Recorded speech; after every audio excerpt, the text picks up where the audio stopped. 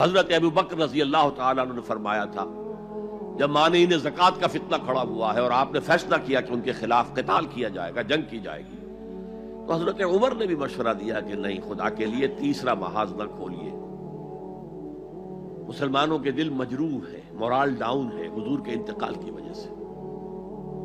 اب ایک محاذ تو حضور کی زندگی میں کھل گیا تھا، سلطنت روما کے ساتھ ٹکراؤ، غزوہ موتا، پھر اس کے بعد وہ غزوہ کے جس کو کہا گیا ہے عسر والا، بھوک والا، تبوک، اور تیسرا لشکر تیار تھا حضرت اسامہ کی سرکردگی میں کہ حضور کا انتقال ہو گیا۔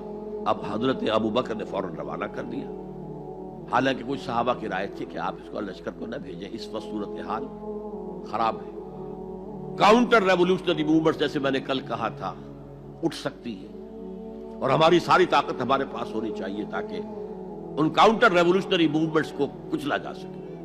حضرت ابو بکر نے فرمایا جو لشکر حضور نے تیار کیا تھا میں اسے نہیں روک سکتا۔ اب حضرت عمر نے ان سے کہا اب تیسرا محاذ تو نہ کھولیے، یہ تیسرا جو ہے یہ تو صرف زکوٰۃ دینے سے انکار ہے نا، اور وہ بھی اس وقت شکل یہ تھی کہ ہم زکوٰۃ آپ کو نہیں دیں گے، ہم زکوٰۃ کا نظام خود اپنا رکھیں گے، اپنے امیروں سے لیں گے، اپنے غریبوں کو دے دیں گے، مرکزی حکومت کو نہیں دیں گے۔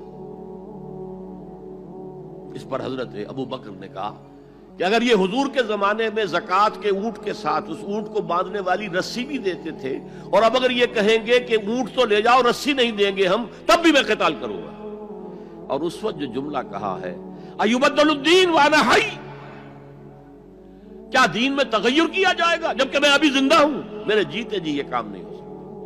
ہمیں کبھی احساس ہے ہم زندہ ہیں، عیش بھی کرتے ہیں، اچھے سے اچھا کھاتے ہیں، اچھے سے اچھا پہنتے ہیں، دین کس حال میں ہے، کہاں ہے؟ پاؤں تلے کچلا جا رہا ہے، استہزاء ہو رہا ہے، تمسخر کیا جا رہا ہے۔ اور یہ نہ سمجھیے کہ میں کوئی ہندوستان کی بات کر رہا ہوں، نہیں، تمام مسلمان ملکوں میں یہی حال ہے۔ ہر جگہ پر کہیں بھی صحیح اسلامی حکومت قائم نہیں، اسلامی نظام قائم نہیں۔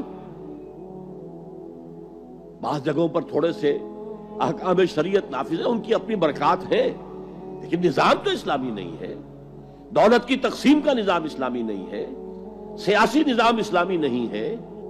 اس اعتبار سے ہمارے اندر شدید نفرت تو ہو، اگر یہ نفرت بھی نہیں ہے، اگر بے چینی بھی نہیں ہے، کوئی کڑھن بھی نہیں ہے، فرمایا ذالک اضعف الایمان، یہ ایمان کا کمزور ترین درجہ ہے۔ کیا معنی؟ اس کے بعد پھر ایمان نہیں ہے۔